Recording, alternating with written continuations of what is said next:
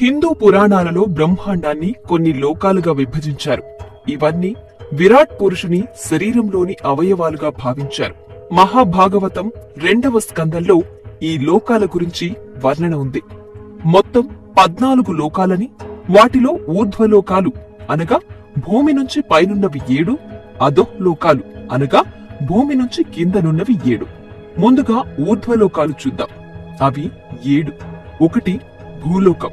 ఇచ్చట స్వేదం అనగా చెమట నుంచి ఉద్భవించు పేళ్లు లేదా పేరులు, నల్లులు మొదలైనవి. ఉద్భిజాలు అనగా గుడ్డు నుంచి ఉద్భవించు పక్షులు, అలాగే జరాయుజాలు స్త్రీ పశువుల గర్భం నుంచి ఉద్భవించు మానవులు, పశువులు, నీటిలో నివసించే జలచరాలు మొదలైనవి ఉంటాయి. 2వది భువర్లోకము. భూలోకము పైన ఉంటుంది. ఇచ్చట సూర్య, చంద్ర, గ్రహ, నక్షత్రాదులు, అశ్విన్యాది నక్షత్ర సదృప్యాలైన గ్రహరాశులు, సూక్ష్మ శరీరులైన కిన్నెర, కింపురుష విద్యాధరులు కలరు. సువర్లోకము లేక స్వర్గలోకము. ఇది భువర్లోకము పైన ఉంటుంది. ఇక్కడ అధిష్టాన దేవతలు అగు ఇంద్రాదులు, దిక్పాలకులు, వర్షవాయువులు, ఐశ్వర్యాదులు కలరు. వీరితో పాటు సాధ్యులు, మహర్షులు, గంధర్వులు, అప్సరసులు కలరు.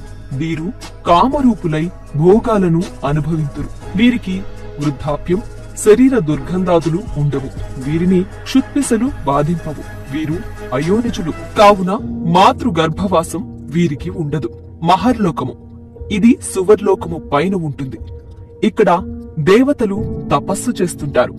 ఎలా స్వర్గలోకంలోని దేవతలు దివ్య సుఖాలను అనుభవిస్తున్నారో అవన్నీ ఇక్కడ తపస్సు ద్వారా పరిపూర్ణంగా అనుభవిస్తుంటారు. జనోలోకము. ఇది మహర్లోకము పైన ఉంటుంది. దీనిని కొందరు సత్యలోకం అని కూడా అంటారు. ఏ స్త్రీ భర్త మరణానంతరం సహగమనం చేస్తారో ఆమె పవిత్రశీల ప్రభావంతో ఆమె పతికి అన్య జన్మ ఉన్నప్పటికీ జన్మరాహిత్యం కలిగి సతీ పతులు ఇరువురు ఈ జనలోకంలో సుఖ శాంతులతో వర్ధిల్లురు. ఇక్కడ అయోనిజ దేవతలు కూడా తపమాచరిస్తుంటారు. తపోలోకము. ఇది జనోలోకము పైన ఉంటుంది. ఇది సనత్, సనత్, సనందన్ మరియు సనాతన్ అనే 4 కుమారుల నివాసం. వీళ్లు విష్ణుమూర్తి యొక్క మొదటి అవతారాలు. వీరు అమరత్వం కలిగి 5 సంవత్సరాల చిన్నపిల్లల రూపంలో ఉంటారు. వారు బ్రహ్మలోకానికి, మిగతా లోకాలకు సులభంగా వెళ్లి వస్తారు. ఇక్కడ అయోనిజ దేవతలు కూడా నివసిస్తారు. పంచభూతాలు, పంచేంద్రియాలు వీరి అధీనంలో ఉంటాయి. కైలాసం, వైకుంఠం, మణిద్వీపం, స్కందలోకం ఇచ్చటనే కలవు. ఈ లోకం సర్వదా సుగంధ ద్రవ్యాలతో, సువాసనలతో, శాంతియుతంగా, సాంద్రానందంతో కూడి ఉంటుంది. భూలోకంలో ఎవరెవరు ఏ ఏ దేవతామూర్తులను ఉపాసిస్తారో ఆయా మూర్తుల రూపాలతో ఇక్కడ తపం ఆచరిస్తున్నారు. ఈ రీతిగా వారు కల్పాంత కాలం అక్కడనే ఉండి కర్మానుసారం భూలోకంలో తిరిగి జన్మించి మరలా పవిత్ర తపాలు ఆచరించి ఎప్పుడు మహాప్రళయంలో సర్వం లయమగునో అప్పుడు వీరు కూడా జన్మరాహిత్యం పొందుదురు. సత్యలోకం. ఇది తపోలోకము పైన ఉంటుంది. ఇక్కడ సృష్టికర్త అయిన హిరణ్య గర్భుడు బ్రహ్మ అను ఒక అధికారిక పురుషుడు ఆ పదవిని అనేకానేక కల్పాలనంతరం ఒక్కొక్కరు పొంది తమ ఆయువు తీరినంతనే బ్రహ్మంలో లయమవుతారు. ప్రస్తుత బ్రహ్మకు మొదటి అర్ధభాగం తీరినది. భావి బ్రహ్మ శ్రీ ఆంజనేయ స్వామి. ఈ లోకంలో కూడా అనేక ఉపాసనలు చేసిన వారు, వేదాంత విచారకులు, భూలోకంలో ఆత్మజ్ఞానం పొందినవారు, అసంఖ్యాకులకు మహర్షులు వేదాంత విచారణలు కావిస్తుంటారు. ఇప్పుడు భూలోకానికి కింద ఉండే అధో లోకాల గురించి తెలుసుకుందాం. అవి 7. ఇందులో మొదటిది అతలలోకం. ఇది భూలోకానికి క్రింద ఉంటుంది. మయుడి కుమారుడైన బలుడి వినోద స్థానం. వీరు సూక్ష్మ శరీరులు, భౌతిక సుఖలాలసులు కావున అధిక మద సంపన్నులుగా ఉంటారు.